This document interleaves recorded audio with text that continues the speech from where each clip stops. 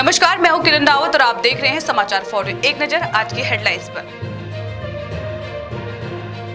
पूर्व मुख्यमंत्री त्रिवेंद्र सिंह रावत ने सीएम योगी आदित्यनाथ से शिष्टाचार भेंट कर आईआईटी रुड़की विस्तार के लिए उत्तर प्रदेश की भूमि उपलब्ध कराने का किया अनुरोध। शक्ति फार्म में कैबिनेट मंत्री सौरभ बहुगुणा का भव्य स्वागत। पर्वतीय समाज ने पर्वतीय भवन के लिए 80 लाख रुपए स्वीकृत कराने पर किया सम्मान। देहरादून में एलिवेटेड रोड निर्माण शुरू। रिस्पना किनारे बस्तियों को हटाने का काम जारी। हरीश रावत के लाल आतंक बयान पर चमोली विधायक का पलटवार, कहा सामने आकर करे विरोध।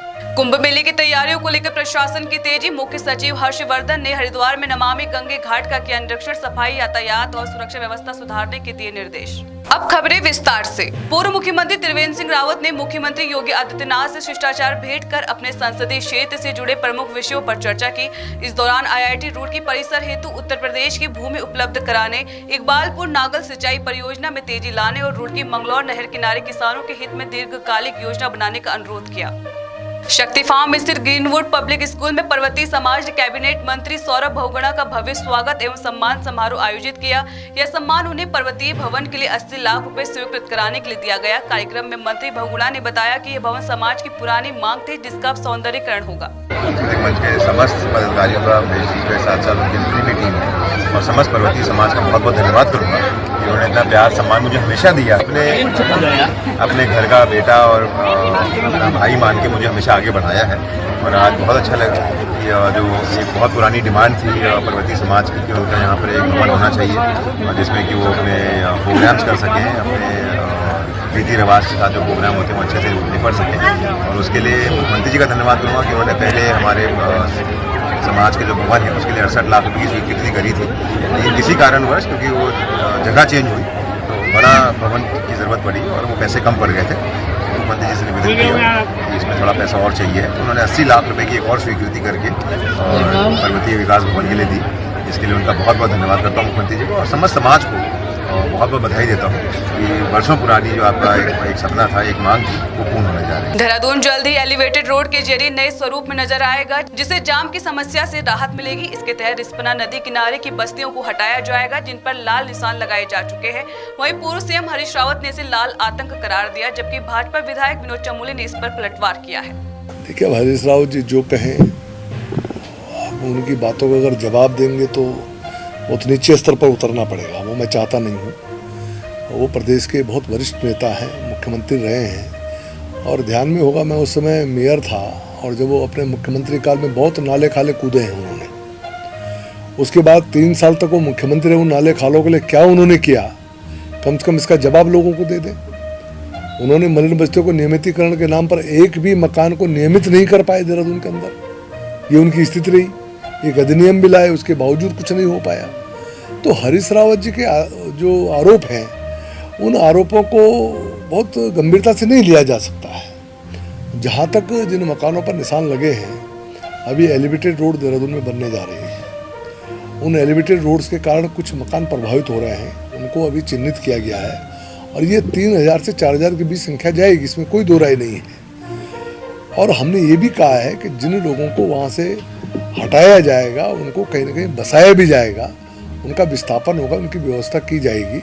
इसलिए किसी को भयभीत होने की आवश्यकता नहीं, चिंतित होने की आवश्यकता नहीं है। कांग्रेस, यूकेडी और अन्य विपक्षी दलों के नेता सोशल मीडिया पर उत्तराखंड में नेपाल जैसा आंदोलन होने की चेतावनी दे रहे हैं। इस पर भाजपा प्रवक्ता बिपिन कैंथोला ने कड़ा जवाब देते हुए कहा कि यह घृणित मानसिकता है। प्रवक्ता ने यह भी बताया कि एजेंसियां सोशल मीडिया पर नजर बनाए हुए हैं और माहौल बिगाड़ने वालों पर सख्त कार्रवाई की जाएगी। देखिए, उत्तराखंड के अंदर इस प्रकार की चीजें अगर जो कोई सोच रहा है तो ये गलत बात है और विपक्ष अगर जो इस प्रकार की चीज़ें करना चाहता है तो उनकी घृणित मानसिकता है, छोटी मानसिकता है और इस मानसिकता से बाहर उनको निकलना चाहिए।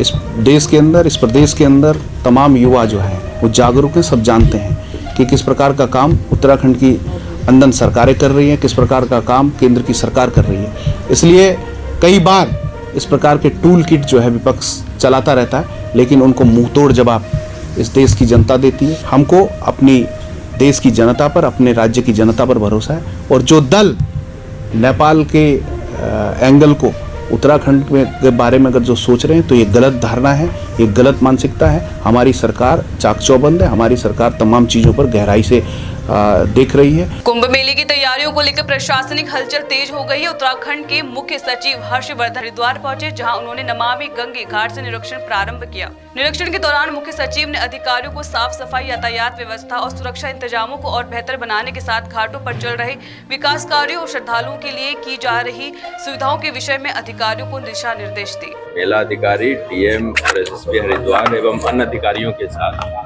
जो कुंभ मेले क्षेत्र का जो कोर एरिया है उसका भ्रमण किया है और वहाँ पे क्या क्या कार्य होने हैं, किस तरह से होने हैं, क्या परियोजनाएं ये तैयार की जा रही हैं। साधु संत और अखाड़ों से संबंधित जो भी गतिविधियां या जो शाही स्नान या पेशवाई होती है वो उन अखाड़ों के और अखाड़ा परिषद और साधु संतों के निर्णय के अनुसार ही होगा और जैसा वो निर्णय लेंगे सरकार वैसा काम करेगी। जो भी हरिद्वार शहर की आवश्यकता होगी और जो उससे संबंधित व्यक्ति और लोग या समूह होगा उनके साथ विस्तृत विचार विमर्श करने के पश्चात ही निर्णय लिया जाएगा। महानिदेशक सुनीता टम्टा ने आगामी 17 सितंबर से 2 अक्टूबर तक चलने वाले स्वस्थ नारी सशक्त परिवार अभियान को लेकर स्वास्थ्य विभाग की बैठक ली और विस्तृत दिशा निर्देश जारी किए। उन्होंने स्वास्थ्य विभाग को ई ब्राउजर तैयार करने और नगर निकायों के वाहनों पर जिंगल्स के माध्यम से प्रचार प्रसार करने के साथ ही शिक्षा विभाग को स्कूल कॉलेजों में जागरूकता कार्यक्रम आयोजित करने, अभियान की प्रभावशीलता सुनिश्चित करने हेतु लोगों से फीडबैक लेने के भी निर्देश दिए।